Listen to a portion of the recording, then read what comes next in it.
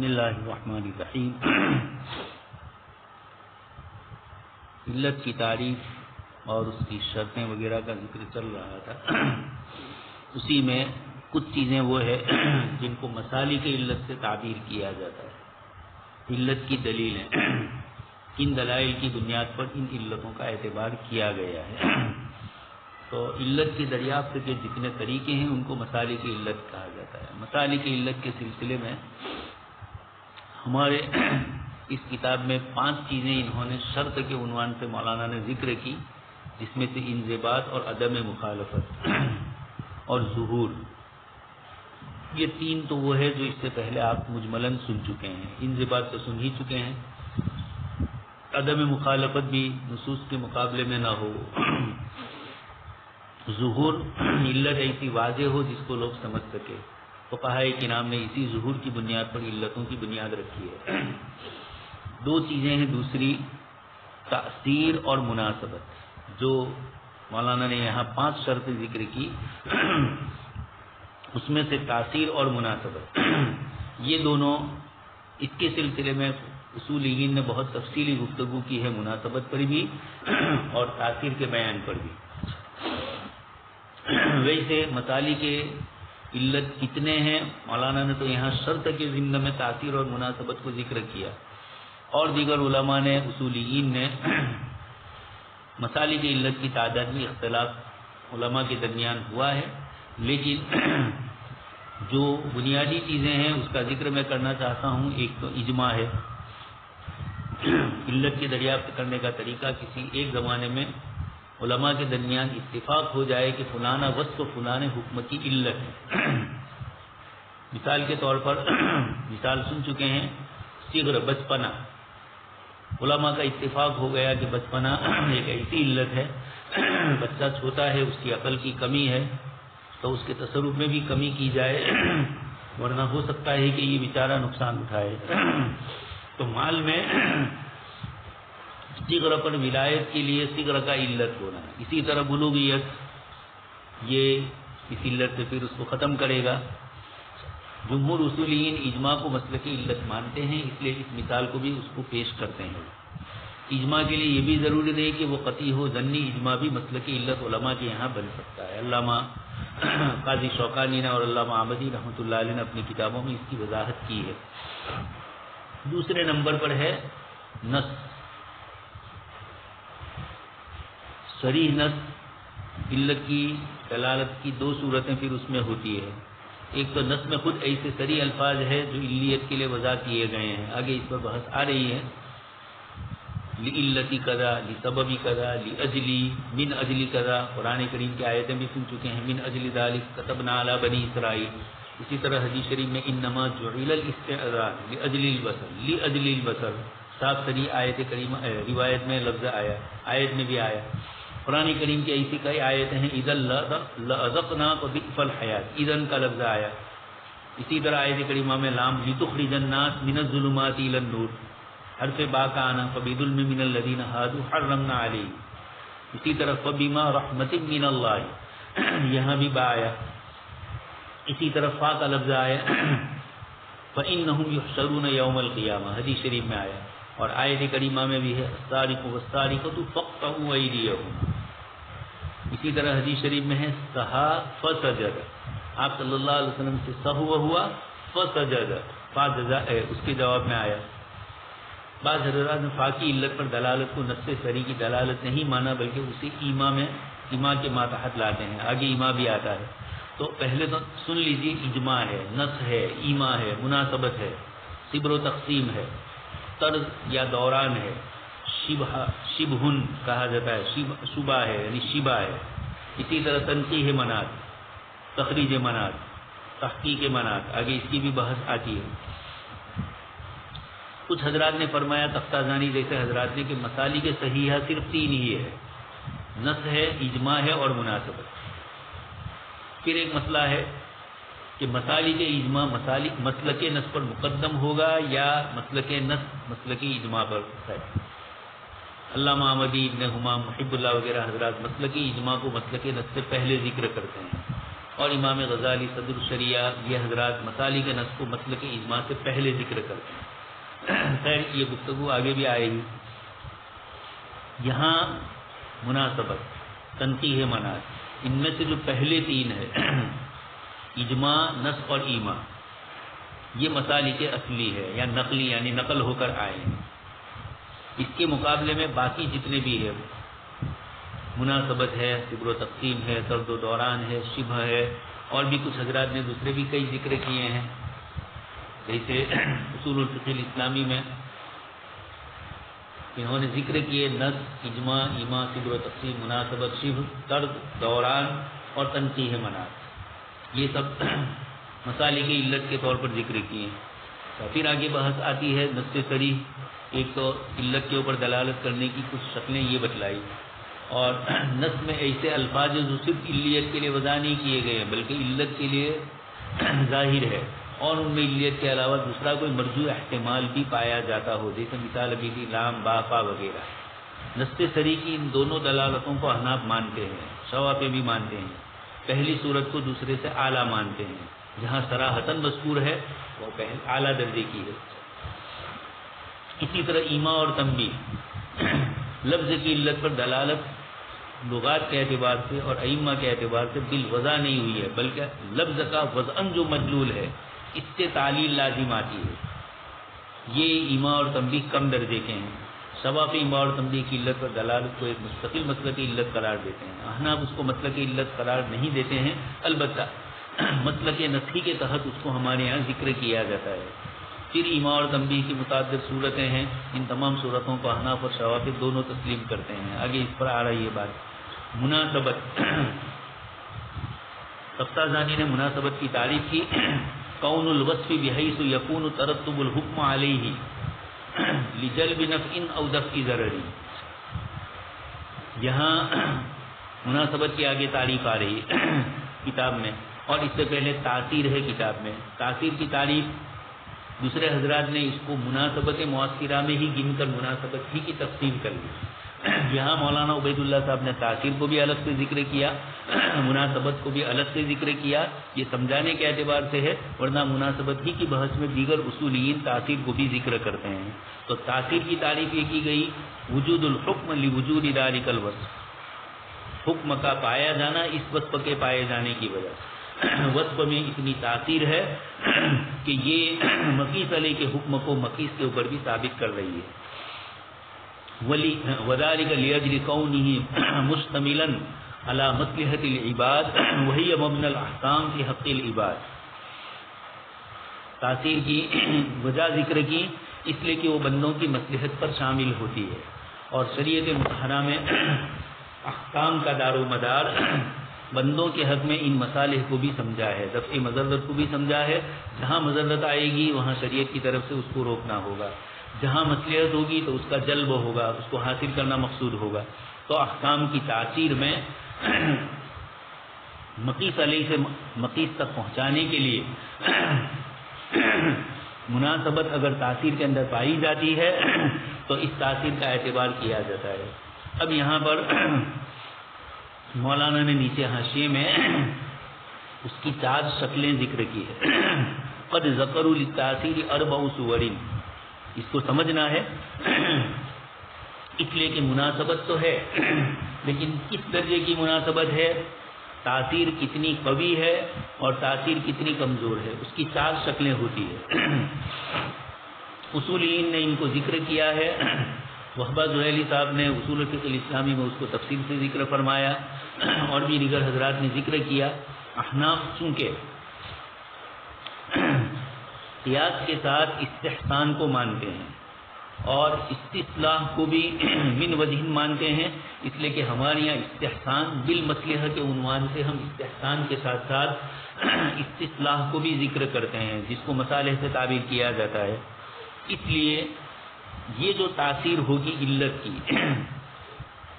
یہ جتنی قوی ہوگی اور جتنی عمومی ہوگی، اس کے اعتبار سے یہ مقیس علیہ کی علت کی تاثیر کو قوت والا سمجھا جاتا ہے، اور اسی کی بنیاد پر مسائل میں پھر جب قیاس کیا جاتا ہے تو قیاس کہاں کہاں کیا جائے، کتنے انداز کا کیا جائے، یہ اسی اعتبار سے لایا جاتا ہے۔ تو احناف کے اور مالکیہ کے یہاں من وجہ اشتراک ہوا کہ ہمارے یہاں استحسان ہے، ان کے یہاں استحلال ہے، لیکن ہمارا جو استحسان ہے وہ اتنا عمومی ہے کہ استحسان اس کا ایک جز بن جاتا ہے، اور ہمارے یہاں استحسان بالمصلحت سے اس کو تعبیر کیا جاتا ہے۔ وہی مسائل پیش آتے ہیں تاثیر کے۔ ایک تو وہ تاثیر ہوتی ہے جو اس تاثیر کی تاثیریت کو تعبیر کرنے کے لیے فقہاء اصولیین نے اس کو 4 میں تقسیم کیا ہے۔ نیچے مولانا نے ذکر کیا ان یکون لجنس ذلک الوصف تاثیر فی اثبات ذلک الحکم المعلل به، اس کی وضاحت کر رہے ہیں ان یظہر اثر عین ذلک الوصف فی عین ذلک الحکم۔ براہ راست گویا 4 تقسیم کرتے ہوئے یہ فرمایا کہ عین وصف عین حکم، جنس وصف جنس حکم، یہ 2 تو ہو گئے۔ اب دوسرے 2 باقی رہے، عین وصف، اب عین حکم نہیں بلکہ جنس حکم، اسی طریقے سے عین حکم اور جنس وصف۔ یہ اس لیے سمجھنا ضروری ہے کہ استحسان اور استصلاح کے درمیان یہ وہ کچھ چیزیں ہیں جن میں ائمہ کے درمیان اختلاف ہوا۔ کچھ تاثیرات کو کچھ حضرات نے مانا، کچھ کو کچھ حضرات نے نہیں مانا۔ شوافی اور احناف کے یہاں مسئلہ اس کے اندر اس طرح ہے، یہ حضرات تاثیر کو قوت والی ہوتی ہے تب معتبر سمجھتے ہیں، اس کے مقابلے میں مالکیہ اور حنابلہ معمولی درجے کی بھی اگر دونوں کے درمیان کسی طرح کی مناسبت ہو گئی اس مناسبت کا وہ اعتبار کرتے ہیں۔ اب یہ مناسبت بہت دور کی ہے، جن سے علت ہے اور جن سے حکم ہے، کافی دور جا رہے ہیں، اس لیے کہ سیدھا نہیں ہے بلکہ جنس میں ہے، تو علت بھی جنس میں ہے، اور جو حکم آپ ثابت کر رہے ہیں وہ بھی براہ راست عین حکم نہیں ہے کہ جو اس علت میں نظر آ رہا ہے وہی حکم ہے، بلکہ حکم میں بھی عموم ہے کہ اس کے اندر بھی تاثیر اس علت کی جو آئی ہے وہ عمومی اعتبار کی آئی ہے۔ جو مسئلہ ذکر مثال کے طور پر جو مقیس علیہ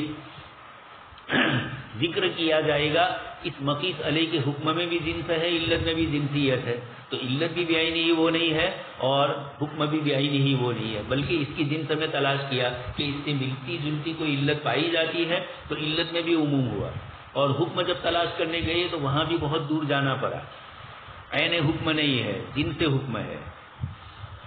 تو اب یہ 4 قسم کی شکلیں بنتی ہے، اور اسی بنیاد پر ہمارے یہاں آگے جا کر استحسان کی جو بحث کا ثبوت ملتا ہے احناف کے یہاں کہ احناف مصالح مرسلہ کے جو قائل ہے، وہاں بھی یہی ہوتا ہے مصالح مرسلہ میں کہ کتاب و سنت کا جو حکم نیا جو مسئلہ پیش آیا ہے، نہ اثباتاً کوئی حکم ہے نہ نفیاً ہے، علت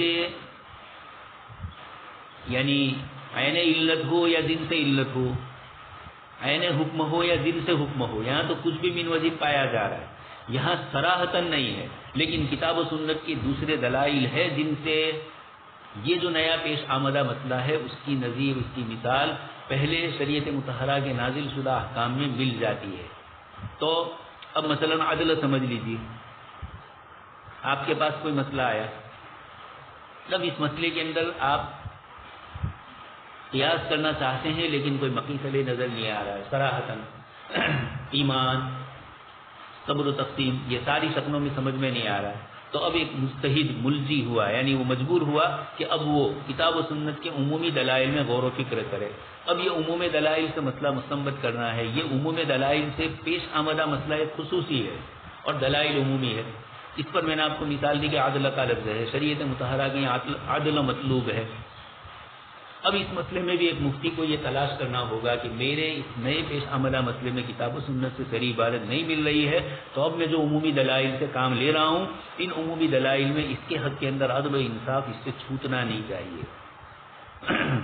جہاں مقیس علیہ موجود ہوتا ہے، مقیس موجود، علت موجود، وہاں تو مسئلہ آسان ہوتا ہے، اگرچہ وہاں بھی تھوڑی قیاس کے لیے علتیں تلاش کرنے کے لیے ضروری ہے، اور اسی لیے تو یہ علت کی شرطیں آئی، لیکن مصالح مرسلہ میں اور پریشانی ہوتی ہے۔ وہاں احناف جو ان مصلحتوں سے مسئلے کو ثابت کرتے ہیں وہاں احناف استحسان بالمصلحت کا عنوان دیتے ہیں. مالکیہ کو ضرورت نہیں ہے, وہ استحسان کو مستقل دلیل مانتے ہیں خیر استصلاح کو. تو وہاں ضرورت پڑتی ہے ایک مفتی اور ایک مجتہد کو. مطلب یہ ہے کہ وہ مسائل جہاں علت کی مناسبت اس مسئلے کے ساتھ موجود ہوتی ہے اور تاثیر بھی قوی ہے, وہاں تو مسئلے کو تلاش کرنا یا اس نئے پیش آمدہ مسئلے کو ان نصوص والے مسائل پر قیاس کرنا آسان ہوتا ہے. عین علت ہے عین حکم. جیسے مولانا نے مثال دی تاثیر عین الطواف فی عین سقوط الحدث فی حق سور الحرۃ.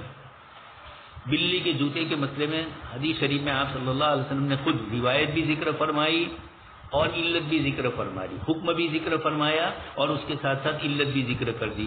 تو عین وصف عین حکم ہوا کہ وصف کی ذات ہی یہاں پائی جا رہی ہے. آپ صلی اللہ علیہ وسلم نے جس طواف کو یعنی کثرت سکر کو آپ صلی اللہ علیہ وسلم نے علت قرار دیا اور اس کی بنیاد پر آپ صلی اللہ علیہ وسلم نے جو حکم ذکر کیا وہ بھی روایت میں بلی کے جوتے کا آیا. تو عین حکم ہے عین وصف ہے. یہ سب سے قوی تاثیر ہوئی علیت کے اندر, علت منصوص سنت سے. اس قسم کے جہاں مسئلے ہو نصوصی سے ثبوت ہو اور بعینہ ہی جس مسئلے کو ہم تلاش کر رہے ہیں اسی کو, مثلا بلی کا جوتا, سوال پیدا ہوا کہ آیا پاک ہے یا نہیں. آپ صلی اللہ علیہ وسلم نے فرما دیا کہ لیست بنجیسۃ, اور آپ نے لانھا من الطوافین والطوافات علیکم کی علت بھی ذکر کر دی. تو یہ لانھا من الطوافین یہ علت بھی ہو گئی اور حکم بھی ہو گیا لیست من النجس. یہ تاثیر قوی ہوئی کہ ایک ہی علت اور ایک ہی حکم.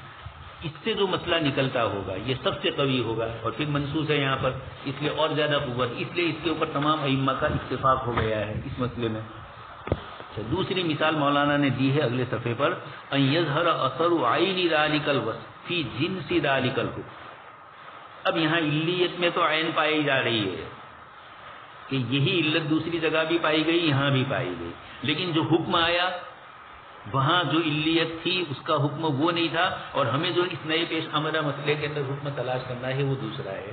لیکن حکم چاہے ایک دوسرے سے علیحدہ ہے, جنسیت میں دونوں کا اشتراک ہو رہا ہے. تو اب کیا ہوگا, کوئی نماز کا مسئلہ ہوگا, کوئی روزے کا مسئلہ ہوگا, کوئی زکوٰۃ کا مسئلہ ہوگا. ایک جگہ پر ایک مسئلہ ذکر کیا ایک چیز کے ضمن میں, ایک حکم ذکر کیا گیا, اسی سے ملتا جلتا دوسرا کوئی حکم آیا. علتوں میں تو عینیت پائی گئی مقیس علیہ اور مقیس کی علت میں جو نیا آپ کو مسئلہ پیش آیا ہے, لیکن فرق پڑ جاتا ہے حکم کے اندر, اس لیے کہ حکم سیدھا صراحتاً عین حکم نہیں ہے بلکہ جن سے حکم ہے. اب مستحیل غور و فکر کر کے وہ جو حکم جنس کے اندر کہیں لگا اس کی اور اس کے درمیان مناسبت تلاش کر کے یہاں بھی وہ حکم لگائے گا. جیسے مثال دی مولانا نے, کالصغر ظہر تاثیرہ فی جنس حکم النکاح. صغر کی اس کی تاثیر ہمیں معلوم ہوئی جن سے نکاح کے حکم کے اندر, اور وہ کیا ہے, وہ ہوا ولایت الولی فی المالیات فقدا فی ولایت الانکاح. ہمیں ملا کہ شریعت مطہرہ مالیات کے مسئلے کے اندر چھوٹے بچے کو اجازت نہیں دیتی ہے اس کی مالیات کی, اس کے اوپر آپ کتاب الحجر پڑھ چکے ہیں, اس کو کاروبار سے روکا جائے گا اور اس کے حق میں فائدہ ہونے ہی کی بنیاد پر. تو مال کی ولایت میں شریعت مطہرہ نے جس طریقے سے روکا ہے فقدا فی ولایت الانکاح, نکاح کی ولایت میں بھی اس کو روکا جائے گا. اب علت تو دونوں جگہ پر یہی پائی جاتی ہے بچپنا, تو عین وصف ہوا دونوں جگہ ایک ہی پایا گیا, لیکن حکم میں فرق ہوا, ایک ہے نکاح کی ولایت اور ایک ہے مال کی ولایت. لیکن چونکہ یعنی گویا ولایت ایک جنس ہے اور اسی کا ایک جز ہوا مالیات, اسی کا ایک جز ہوا انکاح, نکاح کرانے کی اس کو اجازت ہے, یعنی ولایت انکاح, والی کو نکاح کرانے کی شریعت کی طرف سے ولایت کا ملنا. اب صغر ایک علت تو رہی, اس میں اشتراک ہوا لیکن حکم میں فرق ہو گیا. ایک دونوں جگہ پر آپ ایک حکم نہیں لگا رہے ہیں, ایک جگہ پر آپ جب نکاح کا مسئلہ آیا تو وہاں بات آئی کہ آیا اس بچے کو اپنے نکاح کی اجازت دی جائے گی بچی کو, یا اس کا جو ولی ہوگا وہ اس کو ذمہ دار بنے گا, اس کو ولایت حاصل ہوگی. اسی طرح اس کا کوئی لین دین کا مسئلہ آیا مالیات کا, تو ولایت کا مسئلہ اور نکاح کا مسئلہ دونوں مسئلے الگ الگ ہوئے. ہم نے قیاس کیا کہ شریعت مطہرہ جو ولایت مال کے اندر اس کے ساتھ یہ کرتی ہے تو ولایت نکاح میں بھی شریعت کی طرف سے وہی علت پائی جا رہی ہے. اس لیے علت کا اشتراک حکم کے اختلاف کے باوجود کہ یہاں نکاح سے روکا جائے گا خود اپنے نکاح کو نابالغ کو اپنے نکاح کرنے سے, اور وہاں نابالغ کو اپنے مال کے تصرف سے روکا جائے گا. مال ایک الگ جنس ہے, ایک الگ چیز ہے, جنس نہ کہے نوعیت کہے, مال ایک الگ ہے اور نکاح الگ ہے. نکاح کرانے کی ولایت یہاں اس کی ذات سے مسئلہ ہے اور وہاں اس کے مال سے مسئلہ ہے. ذات اور مال کے درمیان فرق ہوتا ہے. جب شریعت نے مالیات میں اعتبار کیا ہے تو نکاح تو زندگی بھر کا مسئلہ لڑکے لڑکی کا ہوتا ہے, اس لیے وہاں ولی کی ولایت قوی درجے کی ہوگی. تو یہ ہوا فی جنس ذالک الحکم, حکم کی جنس, اس لیے کہ دونوں کا حکم علت تو ایک رہی لیکن احکام الگ الگ ہوئے دونوں کے. تیسرا ہے ان یظہر اثر جنس ذالک الوصف فی عین ذالک الحکم. تو پہلے کے اندر تو عین وصف عین حکم تھا, دوسری مثال میں عین علت تو تھی لیکن حکم میں اشتراک نہیں تھا, دونوں حکم الگ الگ چیزوں کے ہیں. اب یہاں اثر جنس ذالک الوصف فی عین ذالک الحکم, ظاہر ہو اثر اس وصف کی جنس کا. دونوں وصف ایک نہیں ہے. جو مقیس علی کا وصف ہے وہ ایک اور چیز ہے اور آپ مقیس میں اس کو وصفیت کے لیے لا رہے ہیں تو بے عینی ہی اس کو نہیں لا رہے ہیں, اس سے ملتے جلتے دوسری کسی وصف کو لا رہے ہیں. یہ ہوا جنس وصف, تو فرق پڑ گیا. لیکن فی عین ذالک الحکم, دونوں چیزوں کے حکم میں اشتراک ہے. آپ نے وصف میں دیکھا کہ اشتراک نہیں ہے لیکن آپ نے حکم میں دونوں کو شریک کیا. جیسے مولانا مثال دے رہے ہیں کہ اسقاط قضاء الصلوات المتقصرۃ بعذر الاغماء, 5 سے زائد نمازیں جب ہو گئی ان کی قضا شریعت کی طرف سے ساقط ہوتی ہے اغماء کے عذر کی وجہ سے, بے ہوشی کی بنیاد پر. فإن لجنس الإغماء وهو الجنون والحیض تأثیرا فی عین اسقاط الصلاۃ فتسقط بعذر الاغماء ایضا. حکم میں دونوں کو اشتراک ہو رہا ہے. اغماء کی بنیاد پر اس کو شریعت مطہرہ کی طرف سے 5 سے زائد نمازوں میں وہ بے ہوش رہا تو شریعت کی طرف سے اس کو نماز اس کی ساقط ہو جائے گی, قضا نہیں کرنا ہے. تو حکم میں تو اغماء میں بھی یہی, جنون بھی اگر مطبق نہیں ہے غیر مطبق ہے, جنون مطبق تو مسلسل رہے گا, جنون غیر مطبق کا بھی یہ حکم لگایا فقہا نے کچھ نے. اسی طرح حیض میں بھی یہ حکم ہے کہ نمازیں اس کی اس وقت کی نماز کا مسئلہ ہے. تأثیرا فی عین اسقاط الصلاۃ فتسقط بعذر الاغماء ایضا. شریعت مطہرہ نے نماز کے اندر عورتوں کے لیے اجازت دی. مراقی الفلاح کے جو حاشیے کے اندر علامہ طحطاوی رحمۃ اللہ علیہ نے دونوں کو ذکر کیا ہے. حضرت آدم علیہ الصلوۃ والسلام کی اہلیہ حضرت حوا رضی اللہ تعالیٰ عنہ, ان کو حیض آیا اور رمضان کے علاوہ دنوں میں آیا. اللہ تبارک تعالیٰ سے حضرت آدم علیہ الصلوۃ والسلام نے مسئلہ دریافت کیا. اللہ پاک کی طرف سے فرمایا گیا کہ حیض کی بنیاد پر ان کی نماز ساقط ہو جائے گی. اتفاق سے ایک مرتبہ حیض آیا رمضان کے دنوں میں. مراقی الفلاح کا حوالہ ہے. حضرت آدم علیہ السلام نے قیاس کیا کہ جیسے وہاں نماز کے لیے یہ کیا تھا تو روزے میں بھی یہی مسئلہ ہوگا. چنانچہ آپ نے روزے کے متعلق ہی قیاس کر کے یہی فرمایا کہ روزے کی قضا نہیں ہوگی. اللہ پاک کی طرف سے حکم آیا کہ آدم علیہ الصلوۃ والسلام ہمیں پوچھے بغیر آپ نے یہ کیسے قیاس کیا. خیر یہ تو ایک مزاحی لطیفہ ہے. اصل وجہ تو آپ جانتے ہی ہیں کہ نماز روزانہ 5 وقت کی پڑھنی ہے اور 5 وقت میں بھی ایک نماز میں پھر کئی نمازیں, فرض ہے, سنت ہے, مستحب ہے, واجب ہے, یہ ساری چیزیں جمع ہو جائے گی. عشاء کی نماز میں وتر بھی واجب ہوگا اور باقی نمازوں کے اندر دوسری سنتیں, نوافل, یہ سب مجموعہ ہے. تو ایک دن میں ایک عورت کو 5 وقت کی نمازیں پڑھنا ہے اور 5 وقت کی نمازوں کی کئی رکعتیں ہیں اور کئی الگ الگ احکام اس کے اوپر لگیں گے. اس کے مقابلے اچھا, اور اب یہ حیض کم سے کم اگر 3 دن آیا تب بھی 15 نمازیں ہوئی اور زیادہ سے زیادہ 10 دن ہوا تو 50 نمازیں ہو گئی. اب یہ 50 نمازوں کا مجموعہ عورت کو یہ بھی پڑھنا ہے اور وہ جو اس وقت یعنی قضا بھی کرنا ہے اور وہ جو نمازیں ہیں ان کے اوقات والی باقی کے دنوں کی, تو یہ بہت زیادہ مقدار ہو جاتی ہے. تو شریعت مطہرہ کی طرف سے اس میں آسانی آئی. روزہ پورے سال میں 30 دن کا ہے اور 30 دن کے روزے باقی 11 مہینے ہیں, اس کا کوئی مسئلہ نہیں ہے. تو اب شریعت مطہرہ نے یہاں آسانی فرما دی, یعنی آسانی دیکھی. اس بنیاد پر شریعت مطہرہ نے یہاں روزے کی قضا کرنے کا حکم فرمایا, نماز کو ساقط فرمایا گیا. خیر یہ گفتگو ایک دوسری ہے. تو یہاں حیض ہے, اس کی بنیاد پر بھی حکم تو ایک ہی آتا ہے. حیض ایک الگ چیز ہے, جنون پاگل ہونا الگ ہے. عوارض مکتسبہ غیر مکتسبہ وغیرہ آپ سن چکے ہیں. تو حیض یہ طبی امور میں سے ہے. جنون اغما یہ وہ چیزیں ہیں جو کبھی آدمی کی طرف سے ہوتی ہے, کبھی کسی عارض کی بنیاد پر بھی آتی ہے. تو 3 چیزیں الگ الگ ہوئی, بے ہوش ہونا, پاگل ہونا, حیض والا ہونا. یہ حیض والا ہونا عورتوں کے لیے ہوگا, مردوں کے لیے نہیں ہوگا. تو اس لیے کہا اثر جنس ذالک الوصف. یہاں وصف ایک نہیں ہے, وصف کی جنس بدل جاتی ہے لیکن حکم سب کا ایک ہی لگے گا. یہاں حیض کا آنا سبب بنے گا عورت کی نماز کے سکوت کا, وہاں جنون سبب بنے گا اور وہاں اغما سبب بنے گا. تینوں جگہ پر سبب یعنی علت, تینوں الگ الگ علتیں ہیں لیکن حکم میں تینوں جگہ پر اشتراک ہو گیا. یہ فتسقط بعذر الاغماء ایضا, جب قیاس کیا ہم نے جنون پر اور حیض پر, یہ مثالیں سمجھائی ہے. عصر حاضر میں جو مسائل پیش آئیں گے وہ بڑے پیچیدہ ہوں گے. تو وہاں پر بھی اگر مقیس علیہ کی کوئی علت نہیں مل رہی ہے, مقیس علیہ کا کوئی حکم ہمیں نہیں مل رہا ہے, یعنی حکم کی جنس میں یا حکم کے عین میں, وصف کے اندر, یہ تمام مناسبت کی بنیاد پر یہ تاثیر جو آئے گی, ان چاروں مثالوں کے اندر اس طرح کی تاثیر آتی ہے. یہاں پر ایک مثال دی, چوتھی مثال بھی سن لیجئے.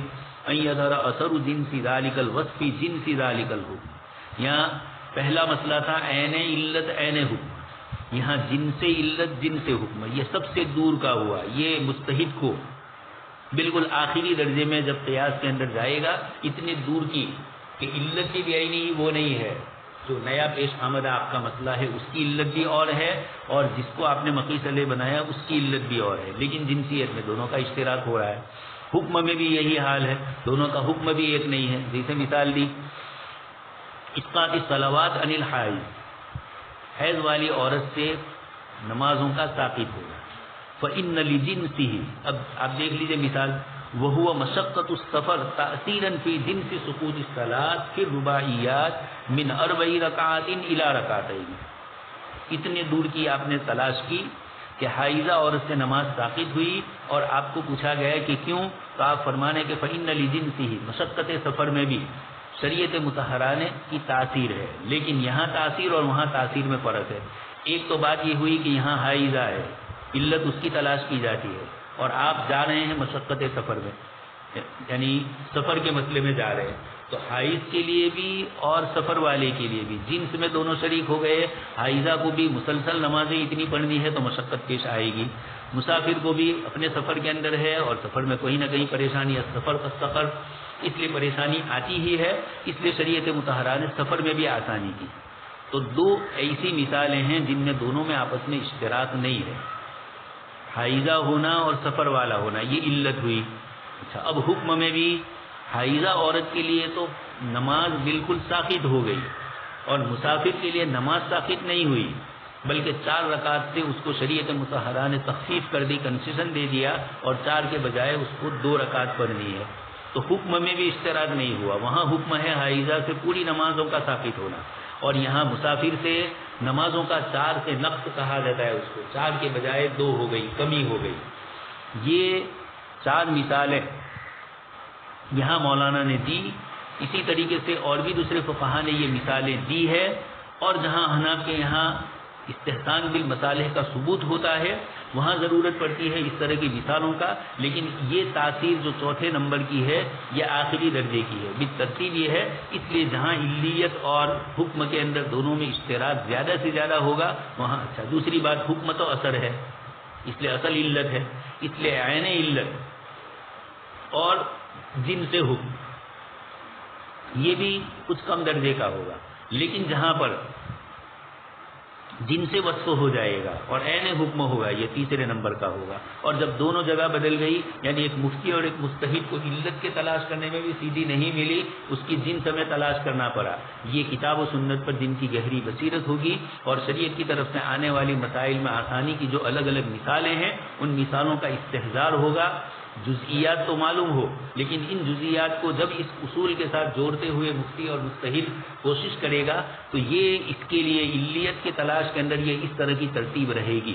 پہلے تو آسان ہے, دوسرا اس سے تھوڑا کم آسان ہے, پھر تیسرا اس سے تھوڑا کم, اور چوتھا سب سے مشکل. اور اس لیے اس کی تاثیر بھی چوتھے نمبر کی سمجھی جائے گی. پہلے نمبر کی تاثیر سب سے قوی، دوسرے کی اس سے کم اور تیسرے کی اس سے کم. یہ تو گفتگو کی تھی آپ کے سامنے تاثیر کی. اس کے بعد آتی ہے مناسبت. اب مولانا نے یہاں دونوں کو الگ الگ ذکر کیا، تاثیر کو بھی الگ ذکر کیا، چونکہ ابتدائی طلبہ سوم کے تھے، ان کو سمجھانے کے لیے اس طرح کی مثالیں مولانا نے دی ہے. لیکن چونکہ یہ گفتگو ہمارے یہاں نور الانوار میں، حسامی میں آتی نہیں ہے، اصول شاشی میں بھی مثال نہیں آتی ہے. انہوں نے مولانا نے یہاں پر اس تاثیر کی مثال کو، وہاں صرف تاثیر آتی ہے اور نفس مثال ذکر کر دی جاتی ہے، چاروں کا اس طریقے سے الگ الگ ذکر کرنا نہیں ہوتا ہے. اب اوپر اس کے بعد ذکر کر رہے ہیں ظہور، علت کا ظہور والا ہونا. علت کا ظہور والا تو آپ سمجھ چکے ہیں، کون ذالک الوصف مدرکن و محسوسن باحدى الحواس. اس کا ادراک مدرکن و محسوسن بھی ہے. اس وصف کا ادراک والا ہونا، احساس والا ہونا حواس خمسہ کے ذریعے. حواس خمسہ کے ذریعے مراد یہی ہے، آپ ایسی مثال دو مقیس علیہ اور مقیس میں جو علت آپ دیکھ رہے ہیں، اس علت کا ظہور اس طرح کا ہو رہا ہے کہ جو سمجھ میں بھی آتا ہے. اب مثال جیسے کل قتلی فی حق وجوب القصاص، ایک آدمی پر قصاص واجب ہوا، پوچھا گیا بھی اس کی علت کیا ہے، تو قتل ہے. اب یہ قتل ایک ایسی چیز ہے جو آنکھوں سے نظر آتی ہے، یا انسان کا قتل ہوا ہے، اب وہ انسان بعد میں دنیا میں وجود پذیر نہیں رہے گا، دنیا سے رخصت ہو چکا ہے، تدفین ہو گئی. اب کوئی یہ کہے کہ نہیں قتل نہیں کیا ہے، تو ایسا تو نہیں ہوگا. قتل ایک ایسی حسی مثال ہے جو سمجھ میں آتی ہے، یدرک بالحس، یہ حس کے ذریعے محسوس کی جاتی ہے. اس بنیاد کے اوپر اس قسم کی مثالیں ایک سمجھایا کہ علت کے ظہور میں ایسا ہو. لیکن کبھی کبھار علت کے ظہور میں کچھ خفا بھی ہوگا، لیکن وہ خفا معنوی اعتبار سے آنے کی بنیاد پر ظاہر ہی سمجھا جائے گا، اس لیے کہ مسلسل اس کی مثالیں کتاب و سنت میں موجود ہوگی. لیکن اگر وہ کسی طرح کا ظہور ظاہری بھی نہیں ہے، معنوی بھی نہیں ہے، جو فقہا کے یہاں معتبر ہے، تو پھر ایسی علت کا نفس ظہور، یہ ظہور ہی نہیں ہوا. اس لیے علت کا ظہور والا ہونا ضروری ہے. اس لیے کہ شریعت مطہرہ نے جو احکام ذکر فرمائے، جو علتیں ذکر فرمائے، ان میں آپس میں مناسبت ہے، اور ایسی مناسبتیں ہیں جس کو لوگ رات دن اپنے آنکھوں سے دیکھتے ہیں، تو اس کا ظہور پذیر ہونا ضروری ہے. لیکن یہ ظہور ہر ایک کو نظر آ جائے علت والا، یہ ضروری نہیں ہے. یہ فقہائے کرام کے لیے اس علت کے ظہور والا ہونے کی شرط لگائی، تو وہ حضرات اس طرح کا حکم لگائیں گے. بہت دور کی کسی جگہ سے آپ لے آئے جس کا شریعت میں اعتبار نہیں ہے، تو یہ اس قسم کے عدم ظہور یہ سمجھے جائیں گے، ظہور اس کو نہیں سمجھا جائے گا. الانضباط، علت کا منضبط ہونا بھی ضروری ہے. شخص دون شخص، اب یہ کہو کہ فلاں آدمی پر قصاص واجب ہوا، کیوں؟ اس لیے کہ وہ فلاں علاقے کا تھا، یہ غلام تھا، فلانا تھا. اس طرح کی کوئی مثال دی جائے. شراب کے لیے آپ یہ کہو کہ شراب کی تاثیر ایک تو اسکال لانے والی جو چیز ہے وہ علت ہم نے سمجھی. لیکن اگر کوئی آدمی کو پوچھا جائے کہ بھئی یہ نشہ اور چیز حرام کیوں ہے، آپ یہ کہو کہ اس لیے کہ وہ صفوف کی شکل میں ہے، اس لیے کہ وہ معجون کی شکل میں ہے، اس لیے کہ وہ سیال کی شکل میں ہے، تو یہ چیزیں نہیں چلتی ہے. سیال ہو، یہ ہو، اسکار اصل علت ہے. یہ ظہور اس کا اسکار کی شکل میں ظاہر ہوگا. یہ آپ اس طرح کی بات کرو گے اس لیے کہ وہ سیال ہے، تو یہ شریعت میں یہاں اعتبار نہیں ہے. اس لیے عدم ظہور کی مثال سمجھی جائے گی. انضباط کی بات بھی آپ سن چکے ہیں، کون ذالک الوصف محدودا او مضبوطا، حد بندی اس کی جا سکے، اس کو ضبط میں لایا جا سکے، اس طور پر کہ وہ ایک تو یہ ہے جیسے نیچے ابھی آپ نے مناسب ہے تاثیر کی مثال 4 پر ہی، اس کے اندر کچھ نہ کچھ تو اختلاف ہوا، لیکن یختلف اختلافا بینا لاجل اختلاف الافراد والاحوال، احوال اور افراد کے اعتبار کے مختلف ہونے سے مختلف ہو جاتا ہے. تو اس بنیاد کے اوپر مسئلہ پھر بدل جائے. ایک تو تغیر الازمان، تغیر الاحکام کی تغیر الازمان وہاں مطلق نہیں ہے اور سب مثالوں میں نہیں ہوتا ہے. شریعت مطہرہ کی ایک بڑی مقدار وہ ہے جو ایسی علتوں کے اوپر شامل ہے جو علتیں بدلتی نہیں ہے، جو منضبط ہوتی ہے. اور کچھ وہ ہے اسی لیے قانون میں بھی آتا ہے کہ آیا قانون عدم تغیر یعنی کبھی نہ بدلے ایسے ہوں، یا قانون میں بدلاؤ آئے. اصول قانون والے اس مسئلے میں بڑے پریشان ہیں. ہمارے یہاں یہ مسئلہ پریشان تو متوجہ ہے، لیکن پھر بھی فقہائے کرام کی عبارتوں کے اور رات دن کے ان کے مسائل سے ہمارے لیے آسان ہو گیا. یہاں جو انضباط فرمایا یہ اسی بنیاد پر فرمایا. اور اسی لیے یہ بحث جب قانون دانوں کے یہاں چلی تو اسلامی قانون میں بتلایا گیا. انہوں نے جب اس کا پوسٹ مارٹم کیا اور اس کی تحقیق اور ریسرچ کی تو معلوم ہوا کہ اسلامی احکام کا ایک بڑا حصہ تو اپنی جگہ پر ہے, وہ بدلتا نہیں ہے, لیکن ایک حصہ ایسا بھی ہے قانون کا جو تغیر پذیر ہے. اس لیے جن علماء نے آج کل کتابیں لکھی ہے تغیر الاحکام بھی تغیر الازمان, حضرت علامہ قرضاوی رحمۃ اللہ علیہ کا بھی رسالہ ہے اور بھی دوسرے حضرات کے رسالے ہیں. تو کچھ ائمہ کو ان کے ساتھ اختلاف بھی ہوا عصر حاضر کے علماء کو, اس لیے کہ انہوں نے کچھ ایسی مثالیں بھی دے دی جو مثالیں علماء کے یہاں تغیر زمان کے اعتبار سے نہیں ہے کہ یہ بدلتی ہو, بلکہ یہ غیر متغیر ہے اور وہ حضرات اس کو بدلنے کی بات کرتے ہیں. اسی طریقے سے کچھ حضرات نے انتہائی شدت اپنائی اور شرعی اعتبار سے رخصت ملتی ہو, اس کے باوجود انہوں نے ان مسائل کے اندر یہ کہا کہ نہیں یہ ان میں سے نہیں ہے, حالانکہ وہ ان میں سے ہے. اس لیے اس کے لیے بڑی بصیرت کی ضرورت ہوتی ہے. علماء کرام کی اس بصیرت ہی کی بنیاد پر شریعت مطہرہ نے علتوں کے اندر انضباط کروایا تاکہ معمولی افراد سے معمولی احوال سے بدل نہ جائے. ہمارے آپ مفتی حضرات کو بھی پالا پڑے گا, مستفتی آپ سے مسئلہ پوچھے گا اور ایک تو مسئلہ عمومی ہے یعنی سب کے ساتھ پیش آنے والا ہے, تو وہاں تو آپ کو علتیں اور اس کے نتائج کا پتہ چلتا ہے, احکام کا پتہ چلتا ہے, اس لیے وہ تو منضبط ہوتے ہیں, اس لیے آپ جواب دے دیتے ہیں. لیکن کچھ مسائل ایسے ہوتے ہیں جو چند افراد کو ہی پیش آئے ہیں, ابھی یہ عمومی نہیں آئے ہیں. اب سائل آپ کو سوال کرتا ہے کہ کاروبار کی اس لائن کے اندر میرے لیے بڑی پریشانی ہوتی ہے, اب آپ اس کے اندر شریعت مطہرہ نے کاروبار میں جہاں پر شرعی رخصتیں دی ہے اور مسائل میں تخفیف فرمائی ہے, ایک انفرادی طور پر ایک آدمی کے کہہ دینے پر آپ یہ سمجھ لو. اور اسی لیے عرف کی جہاں بحث آتی ہے وہاں بھی یہ مسئلہ آتا ہے عرف خاص اور عرف عام. تاجروں کا عرف الگ, یہ ایک الگ بحث ہے, لیکن فی نفسی ہی عرف خاص اور عرف عام. جہاں کثرت سے افراد مبتلا ہوتے ہیں تو عرف عمومی ہو جاتا ہے, تو مسائل میں تخفیف آتی ہے. پھر ائمہ میں اختلاف کے عرف عام سے نصوص میں تخصیص کی جا سکتی ہے, یعنی یہ بحث بڑی پیچیدہ ہے. آج کل اس قسم کے مسائل بھی آتے ہیں اور لوگ نصوص میں بھی تخفیف کر دیتے ہیں, اور کچھ وہ ہے جہاں شریعت کی طرف سے نصوص میں گنجائشیں بھی ملتی ہے لیکن عرف خاص کی بنیاد پر نصوص میں تبدیلی نہیں ہوتی ہے. البتہ جب وہ عرف خاص عرف عام میں تبدیل ہو جاتا ہے یا عرف خاص بھی ایک بہت بڑے علاقے کو آپ نے خاص میں شامل کیا, آج کل تو کثرت سے چونکہ دنیا ملٹی نیشنل ہو گئی ہے اس لیے ایک مسئلہ ایک جگہ پر پیش آتا ہے دوسری جگہ پر بھی وہی, اس لیے کہ کاروبار کی یہ شکلیں ایک ہی قسم کی ہوتی ہے. استعمالات چیزیں جو آپ کرتے ہیں حلال حرام والی میڈیسن وغیرہ میں بھی تو عمومی طور پر یہ ایک تو یہ کہ شریعت نے خود اس کو مستر سمجھا ہے اور اس کے جزیات الگ ہے, وہ الگ باتیں ہیں, لیکن عمومی اعتبار سے خیر تو گفتگو یہ ہے کہ علت کو شریعت نے اسی لیے منضبط کر دیا کہ ایک مفتی اور مجتہد کے لیے اس کے عموم کی بنیاد پر اس کو علت بنانا آسان ہو, ورنہ اگر وہ خصوصی ہے تو آپ کو شک پیدا ہو.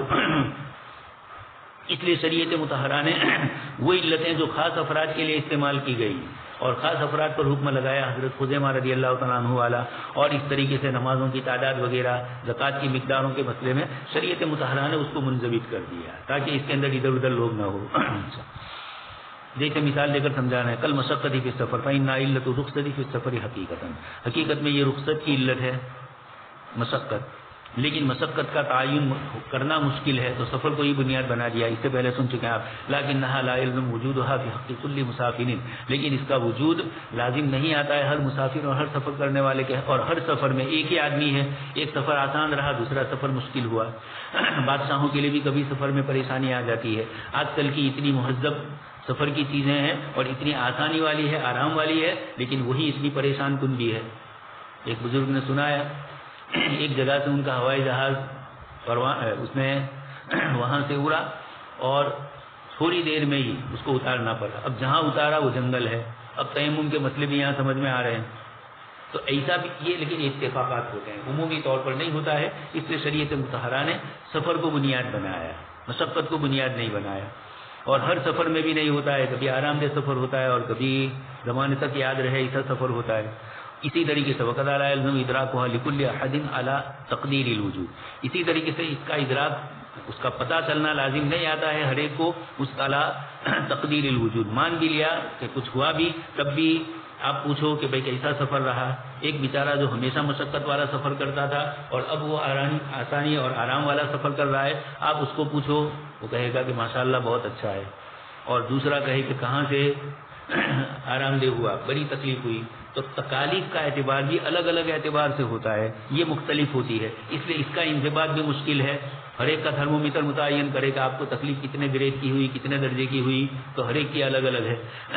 لکھنؤ کی نوابوں کی بیگموں کے متعلق آتا ہے، ابھی گولی تو حکیم صاحب کے ہاتھ میں ہوتی ہے اور یہ گلے پر ہاتھ رکھ کر کہتے ہیں کہ بڑی کڑوی ہے، یہ نزاکتیں ہوتی ہے۔ اور ایک وہ ہے کہ کتنی سے کتنی کڑوی چیز استعمال کر لے، بہت سے لوگ ہوتے ہیں ہمارے ڈائبٹیز کے مریض ہوتے ہیں کہ کتنی میتھی کھا چکے ہیں، کتنی کڑوی دوائیں کھا چکے ہیں، اب ان کو کوئی کڑوی چیز دو تو وہ کہتے ہیں کہ کچھ بھی کڑوی نہیں ہے، اور دوسرے آدمی کے لیے کڑوی ہو۔ ان کو پتیلی کے اندر اگر چائے پکائی ہے اور وہ میٹھی شکر والی تھی اور اب ان کے لیے بغیر شوگر کے ڈالی جا رہی ہے، تب بھی اس کی پتیلی کی بھی اثر ہو رہی ہے۔ تو یہ افراد اور اشخاص اور اعراض کے اعتبار سے اور اعراض کی برداشتگی کے اعتبار سے الگ الگ ہوتا ہے، اس لیے یہاں پر فرمایا وَأَيْضًا إِنَّهَا، نیز یہ مختلف ہوتی ہے، اس کا ادراک کرنا بھی ہر ایک کا الگ الگ ادراک ہوتا ہے، بھی اختلاف الافراد، کچھ حساس اس قسم کے ہوتے ہیں، نوابوں کی جو بیگموں کا مسئلہ میں نے کہا اس طرح، اور کچھ وہ ہے کہ کچھ بھی کھا لے کوئی فرق نہیں پڑتا ہے۔ ایک صاحب ایک جگہ پر بیٹھ کر کھا رہے تھے، 4-5 بڑے روٹلے جس کو کہتے ہیں وہ کھا لیا اور اس کے بعد پانی پیا۔ حکیم صاحب وہاں سے گزر رہے تھے، حکیم صاحب نے کہا کہ کھانے کے بیچ میں پانی پینا چاہیے، کھانے کے بعد نہیں پینا چاہیے۔ اس نے کہا کہ چل ٹھیک ہے، اور دوسرے جتنے پہلے کھائے تھے اتنے ہی روٹیاں پھر اور کھا گئے وہ بڑی روٹی۔ حکیم صاحب نے دیکھا تو کہا کہ بھئی تیرے اوپر حکمت اور طب کا کوئی اثر نہیں ہونے والا ہے، تجھے کوئی نقصان نہیں ہے، تو اول پانی پی، بیچ میں پانی پی، اخیر میں پانی پی، تیرے لیے کوئی پریشانی نہیں ہے۔ یہ تو اس طریقے سے افراد اور احوال سے اختلاف سے بدلتے ہیں۔ آج کل کثرت سے اس طرح کے مسائل آتے ہیں، لیکن مفتی صاحب کو ان احوال کے پیش آنے کے سلسلے میں، چونکہ ایک ہی آدمی نے ایک بات کہی، کاروباری دنیا میں ایسا بہت ہوتا ہے۔ ابھی بجاج کے سلسلے میں کثرت سے چلا، ایک صاحب کو نے مسئلہ پوچھا اور انہوں نے جو شکل بتلائی پوری طرح ہماری سمجھ میں نہیں آئی کہ آخر یہ کیوں بلا سود کے اس طرح معاملہ کر رہے ہیں، جبکہ دنیا سود کے بغیر چلتی نہیں ان کی۔ تو دوسرے ایک صاحب نے خود ایجنسی لینے کے لیے گئے اور اپنے لیے، تو وہاں ان سے جو گفتگو ہوئی تو انہوں نے بجاج کمپنی والے سے جو بات چیت ہوئی تو پتہ چلا کہ یہ لیتے تو ہیں لیکن کس طریقے سے لینا اس کی شکل ان کو سمجھ میں آتی ہے سود کو، تو انہوں نے دوسری شکل بتلائی۔ تو احوال اور افراد کی سمجھ سے بھی مسائل بدلتے ہیں، اس لیے پھر مفتی حضرات کو رجوع کرنا پڑتا ہے۔ حضرت تھانوی رحمۃ اللہ علیہ نے مستقل الراجح والمرجوح کا عنوان قائم کیا، اس لیے اس میں بھی آر محسوس نہیں کرنی تھی، لیکن یہ بھی نہیں کہ فٹافٹ فتوے دے دو نے بعد میں رجوع کرو، یہ بھی مناسب نہیں ہے۔ اس لیے احوال اور افراد کی جستجو اور تلاش یہ مفتی کے لیے انضباط شریعت نے تو کر ہی دیا ہے، لیکن اب جب آپ کے سامنے مسئلہ آتا ہے، آپ کا علم منضبط نہیں ہے تو آپ کہیں ادھر سے ادھر لڑک جاتے ہیں۔ اس لیے اس قسم کی مثالوں کو منضبط کرنا، اور اسی لیے ضابطۂ فقہیہ بھی بتلائے جاتے ہیں، قواعد فقہیہ بھی سمجھائے جاتے ہیں، اور اصول کو بھی اسی لیے جاننا ہے کہ اس میں قیاس کی شرطیں آپ جانو۔ یہ تمام کے مجموعے کے بغیر جب قیاس آدمی کرتا ہے، اور مقاصد کو بھی جاننا ہے، استحسان استصلاح کو بھی، یہ تمام کے مجموعے سے علی وجہ البصیرت سے مفتی گفتگو کرتا ہے۔ تو احوال اور افراد کا ظاہری بھی جاننا اور کتاب و سنت کی نصوص کی گہرائیوں میں بھی جانا، یہ دونوں ہوگا۔ فلا يمكن الانضباط، لہذا ایسے موقع پر انضباط صحیح نہیں ہو پائے گا۔ والرخصۃ لا بد لها لكل مسافر، شریعت مطہرہ کی رخصت ضروری ہے ہر مسافر کے لیے جو صعوبت اور مشقت کا جس کو مقابلہ ہوتا ہے، مواجہت ہوتی ہے۔ فالشرع ادار الحکم على سبیلها دون علیہا، علی سببها دون علیہا، تو شریعت مطہرہ نے اس تک پہنچنے کا جو ذریعہ ہے جس کو مظنہ کہا جاتا ہے، آپ کو مظنہ علت پہلے کہہ چکا ہوں، الی جمیع الناس والاحوال۔ حضرت شاہ ولی اللہ رحمۃ اللہ علیہ نے حقوق اللہ اور حقوق العباد، یا مسائل ارواحیہ روحیہ اور مسائل جسمانیہ، اس طرح فرق کر کے شاہ ولی اللہ رحمۃ اللہ علیہ نے فرمایا۔ اسی کو دوسرے حضرات نے سمجھایا کہ مقاصد کی بحث الگ ہوتی ہے اور تعلیل کی بحث الگ ہوتی ہے۔ تعلیل میں ان تعلیل کو جاننا اور پڑھنا اور منضبط ہوتی ہے، اس لیے سمجھنا آسان ہوتا ہے۔ مقاصد کو سمجھنا ہر عامی کے لیے مشکل، ہر عامی مولوی کے لیے بھی مشکل، اس لیے فقہاء کرام نے اس کی رعایت تو کی، لیکن اس کو قیاس کے ضمن میں سمجھا دیا، علت کے ضمن میں اس کو سمجھا دیا، اس کو مقاصد کے عنوان سے تعبیر نہیں کیا۔ اس لیے کہ سفر ممکن ہے اس کا منضبط ہونا تمام آدمی اور احوال کے اعتبار سے، یعنی 48 میل کا سفر ہو گیا، 78 کلومیٹر کی مسافت ہو گئی، یہ سمجھ میں آتی ہے، ہر ایک جانتا ہے۔ اس لیے مفتی صاحب سے مسئلہ پوچھے کہ بھائی کب مسافر ہوں گے، کب ہمیں 4 رکعت کو 2 رکعت میں تبدیل کرنا ہے، کب اس کو پڑھنا ہے، تو مفتی صاحب اتنا ہی کہہ دیں گے 78 کلومیٹر، تو مشقت کو بنیاد نہیں بنائیں گے، اس لیے کہ مشقت کا ضابطہ مشکل ہے۔ وقت یفضی الی المشقۃ غالباً، عمومی طور پر شریعت مطہرہ نے جو 48 میل رکھا ہے، شریعت نے 2-4 میل بھی نہیں رکھا۔ جو کچھ حضرات اس طرح کی تعویل کر کے مسئلے اس طرح بتلاتے ہیں، ایک مرتبہ ایک صاحب آئے انگلینڈ سے اور وہ بخاری شریف انگلش میں لے کر ہی اپنے موبائل میں پھرتے تھے۔ انہوں نے اپنے ساتھیوں کو کہا، قریب کے گاؤں سے ہی آئے تھے، کہا کہ میں تو مسافر ہوں، اس لیے مجھے تو 4 رکعت کی بجائے 2 رکعت پڑھنی ہے۔ ان سے دور کے گاؤں والے تھے لیکن وہ بھی شرعی مسافت میں نہیں تھے، انہوں نے کہا ہم نے زندگی پر وہاں سے بروچ آئے تو ہم نے پوری ہی نماز پڑھی ہے۔ اس نے کہا بخاری شریف کی روایت ہے۔ یہ لوگ سمجھدار تھے، انہوں نے کہا بخاری کی روایت ابھی نہیں، مولانا آئے اس کے بعد ان سے گفتگو کرنا۔ ہم گئے، انہوں نے کہا کہ یہ مسئلہ پیش آیا ہے۔ میں نے ان کو کہا کہ بتلائیے بخاری شریف میں۔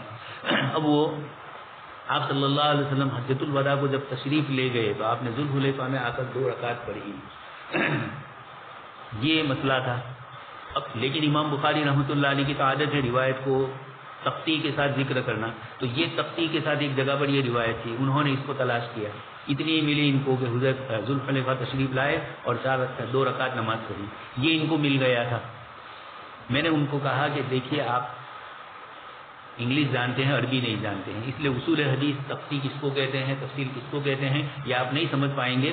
آپ کو آسانی کے طور پر میں کہنا چاہتا ہوں کہ اس روایت کو سمجھنا ہے تو کتاب الحج کے اندر امام بخاری رحمۃ اللہ علیہ نے پوری تفصیل سے اس روایت کو نقل کیا ہے۔ آپ صلی اللہ علیہ وسلم کون سے دن نکلے، کون سی نماز کے وقت آپ صلی اللہ علیہ وسلم ذوالحلیفہ پہنچے اور ذوالحلیفہ سے آپ نے کب تلبیہ پڑھا، تمام جزیات کو حضرت شیخ رحمۃ اللہ علیہ نے حجۃ الوداع مستقل کتاب حضرت نے لکھی اور اس کے اندر ان تمام مسائل کو حضرت نے جو اختلافی ائمہ کے درمیان اس کو ذکر فرمایا، حدیث شریف کی عجیب و غریب دوسری حکمتیں بھی ذکر فرمائی۔ تو میں نے ان کو کہا کہ اس روایت کو دیکھو۔ جب اس روایت کو انہوں نے انگلش میں نے کہا آپ پورا دیکھ لیجئے، انہوں نے دیکھا تو اس کے بعد کہا کہ ابھی بھی مجھے سمجھ میں نہیں آ رہا ہے۔ میں نے کہا یہ غیر مقلدیت کا چشمہ جب تک نہیں نکالو گے، امام بخاری بننے کا جب تک اپنا جذبہ نہیں نکالو گے وہاں تک سمجھ میں نہیں آئے گا۔ حضرت امام بخاری رحمۃ اللہ علیہ یہاں پوری تفصیل کر رہے ہیں کہ آپ صلی اللہ علیہ وسلم مدینہ منورہ سے نکلے، مکہ مکرمہ کا قصد ہے حجۃ الوداع کا، تو مدینہ منورہ سے نکلنے کے بعد جب آپ صلی اللہ علیہ وسلم نے مدینہ کی بنا کو چھوڑ دیا تو اب آپ صلی اللہ علیہ وسلم ذوالحلیفہ، یہ تو ابھی ذوالحلیفہ ہمیں نزدیک نظر آ رہا ہے، نزدیک کا مطلب یہ کہ آبادی والا نظر آ رہا ہے، اس وقت یہ نہیں تھا۔ تو آپ صلی اللہ علیہ وسلم لمبے سفر کے لیے نکل رہے ہیں 78 کلومیٹر سے زائد کے، اور اب آپ صلی اللہ علیہ وسلم اپنے کنائے شہر سے نکل کر آپ صلی اللہ علیہ وسلم 4 رکعت کو 2 رکعت میں تبدیل کر رہے ہیں۔ میں نے کہا آپ بھی جب نکلیں گے تو اب اس کے بعد جب نرمدا پار کر دیں گے بمبئی جانے کے لیے تو آپ بھی اب بروچ کے اگر ہیں تو آپ کے لیے وہ ہے، آپ جس گاؤں کے ہیں وہاں کی سینہ چھوڑ کر آپ بروچ آئے ہیں، لیکن بروچ سے آپ کا قصد بمبئی کا ہے، تو بروچ میں بھی آپ 4 کو 2 سے تبدیل کریں گے، قصر شریعت کی طرف سے آپ کے لیے آئے گا۔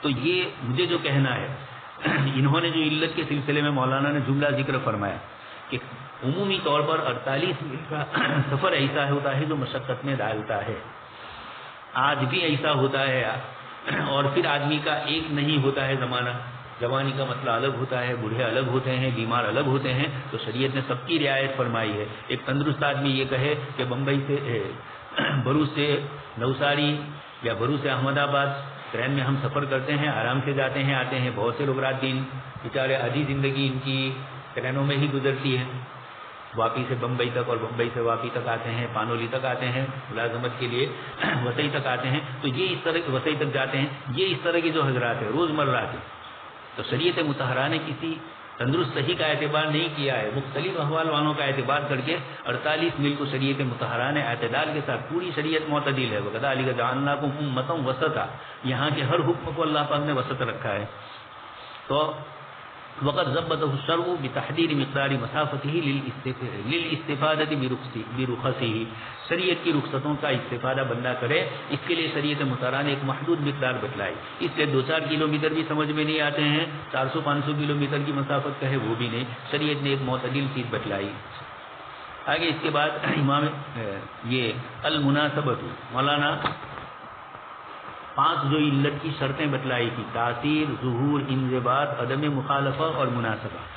عدم مخالفت تو سمجھ میں آ ہی جاتی ہے فقہائے کرام کی مخالفت نہ ہو، شریعت کی نہ ہو، اس لیے اس پر انہوں نے تفصیلی گفتگو آگے مجملاً کی ہے. بیچ میں انہوں نے مناسبت کو ذکر کیا. هو قول الوصف مظنة لتحقق حکمت الحکم وما قصده الشرع بتشریعه. مناسبت کا لفظ فقہائے کرام کے یہاں آتا ہے، مالکیہ کے یہاں بھی، احناف اور شوافی کے یہاں بھی، لیکن تھوڑی حکمت الحکم جو ذکر کیا انہوں نے مولانا نے، اور وما قصده الشرع بتشریعه. مناسبت علت میں اور حکم میں کیا مناسبت ہے؟ مقیس علیہ کی علت اور مقیس علیہ کا حکم تو موجود ہوتا ہے، لیکن مقیس تک یہ جب آتا ہے تو اس علت میں اور اس علت میں کیا مناسبت ہے، اس حکم میں اور اس حکم میں کیا مناسبت ہے. تاثیر جنہوں نے مناسبت مؤثرہ کہا انہوں نے دونوں کو ایک شمار کیا، لیکن مولانا دونوں کو الگ اس لیے ذکر کرتے ہیں کہ مناسبت ملائمہ، مناسبت مؤثرہ، یہ چونکہ اس کا آگے جا کر اسٹیشن بدل جاتا ہے.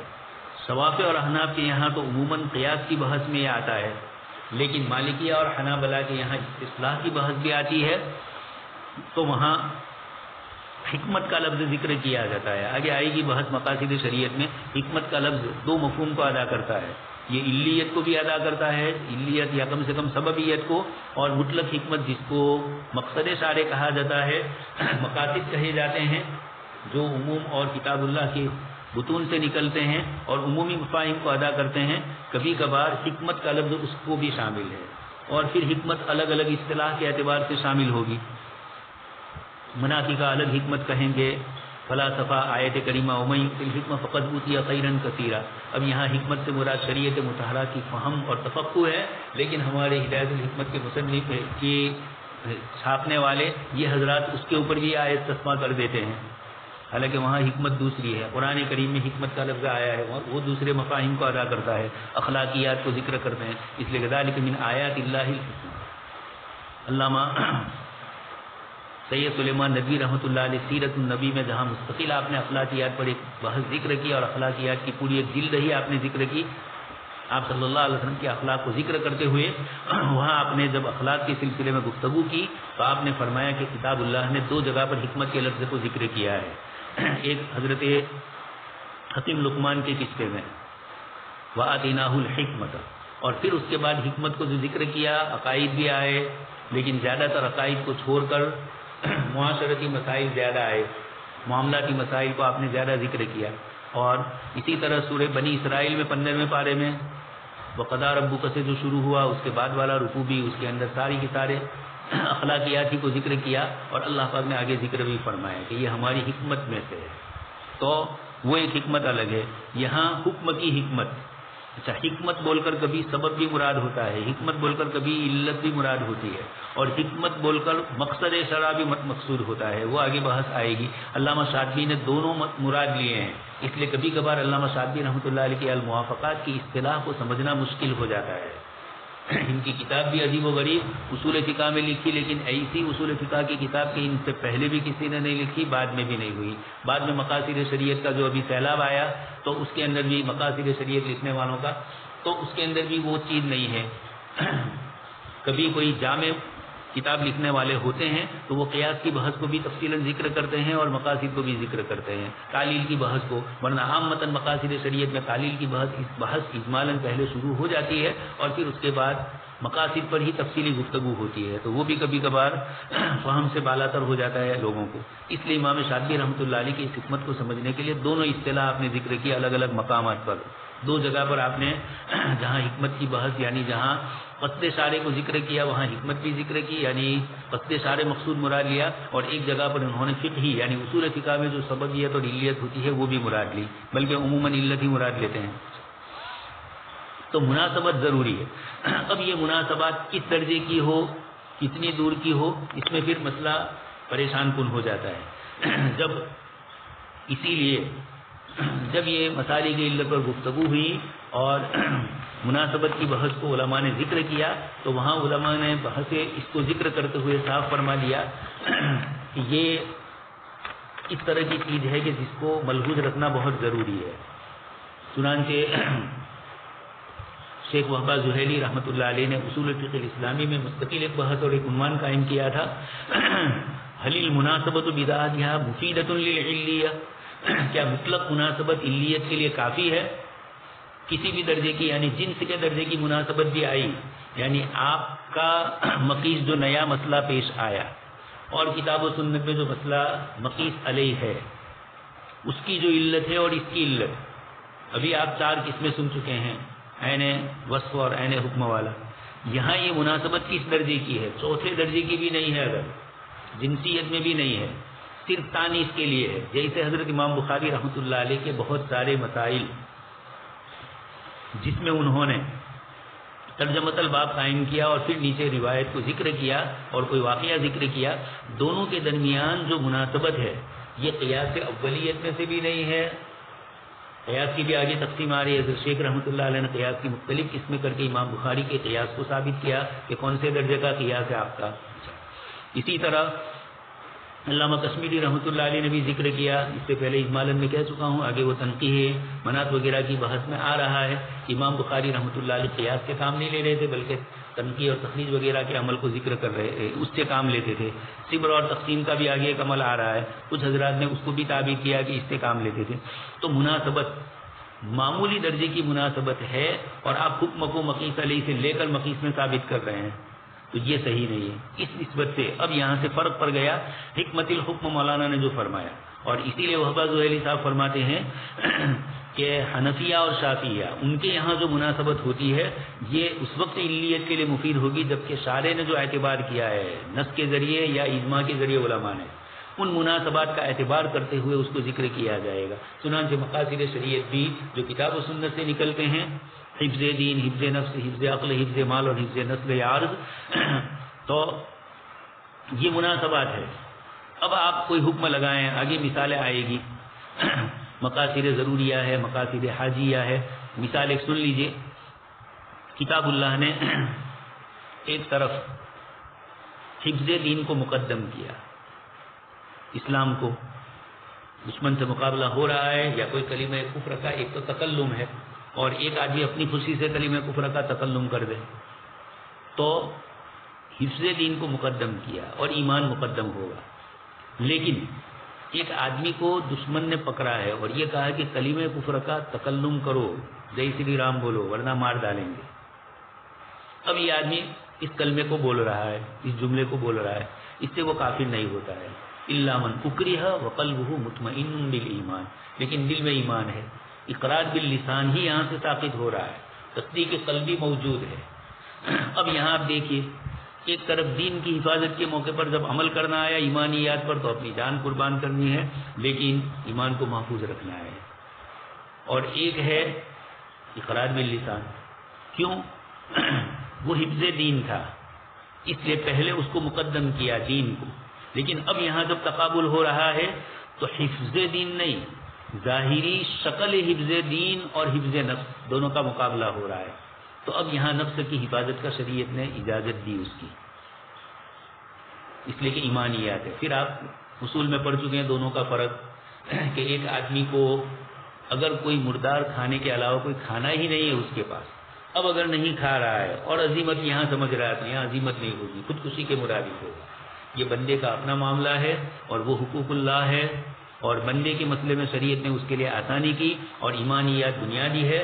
تو وہاں آپ سن چکے ہیں کہ اگر ایک آدمی نے عزیمت پر عمل کیا اور کلمہ کفر کا زبان سے بھی تکلم نہیں کیا، اس کو خودکشی کرنے والا نہیں کہا جائے گا، اس کا اجر اور ثواب برا ہوگا. امام ابو حنیفہ رحمۃ اللہ علیہ کا مسئلہ آیا اور کسی نے کچھ آپ کے ساتھ معاملہ کیا، اب اللہ کی قسم کھا کر اپنا مسئلہ حل کروانا تھا. امام صاحب نے کورٹ میں نہیں گئے اور یہ کہا کہ اللہ کا نام کورٹ اور کچہریوں میں بولنے کے لیے نہیں ہے، یہ عظمت خداوندی اللہ کے نام کی.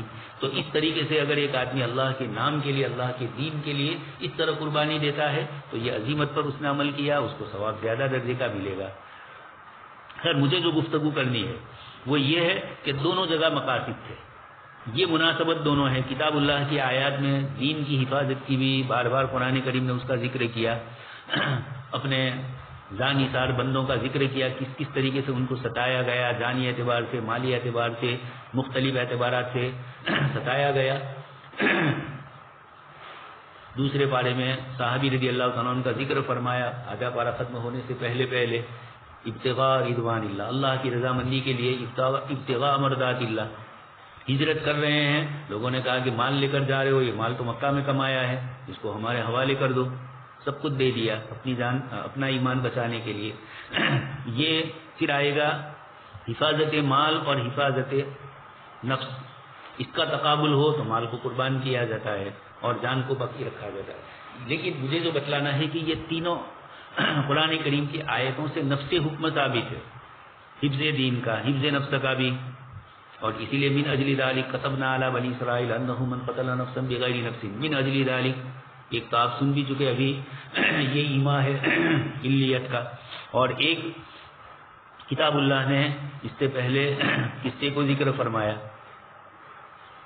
وَاتْلُ عَلَيْهِمْ نَبَأَ ابْنَيْ آدَمَ بِالْحَقِّ، اور پھر اس کے بعد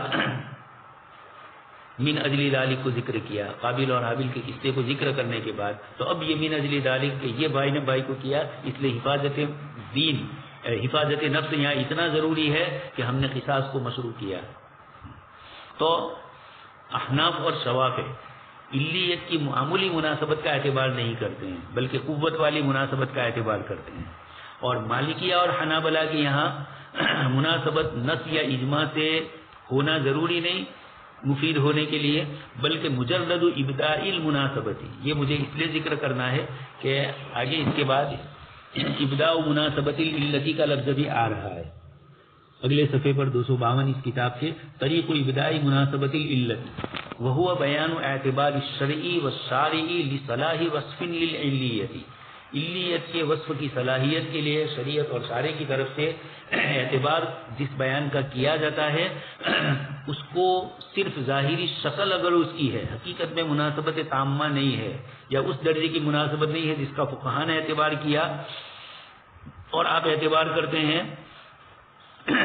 تو احناف اور شوافع کے یہاں طریق ابداء المناسبتی یہ معتبر نہیں ہے۔ اسی طرح صبر اور تقسیم بھی من وجہ معتبر ہے، اور اسی لیے مولانا نے لکھا طریق ابداء مناسبت العلت اگلے صفحے پر، ولا عبرت لما سوا هاتین الصورتین للاستنباط عندنا فی هذا الباب، ان دو صورتوں کے علاوہ صبر و تقسیم اور طریق ابداء المناسبتی استنباط کے اندر ذکر کر رہے ہیں، ہمارے نزدیک احناف کے نزدیک ان دو کا جو اعتبار کیا ہے یہ بھی مخصوص شکل میں، لیکن طریق ابداء مناسبتی للتی کا صرف ظاہری پہلو ہو تو اس کا اعتبار ہم نے عام متن نہیں کیا ہے، کہیں نہیں مل رہا ہے، تو طریق ابداء مناسبت العلتی کو بھی من وجہ مانا ہے جیسے یہاں پر مولانا نے قبول کیا، اور اسی طرح وہبہ زہیلی صاحب بھی اس کو اسی انداز میں ذکر کرتے ہیں۔ اسی طرح ایک آتا ہے اخالہ، اس کی بحث میں بھی طریق ابداء مناسبت العلتی کی بحث کو ذکر کیا جاتا ہے۔ خیر وقت ہو چکا ہے، سبحان اللہ و بحمدہ، سبحانک اللہم و بحمدک، اشہد ان لا الہ الا انت، نستغفرک و نتوب الیک۔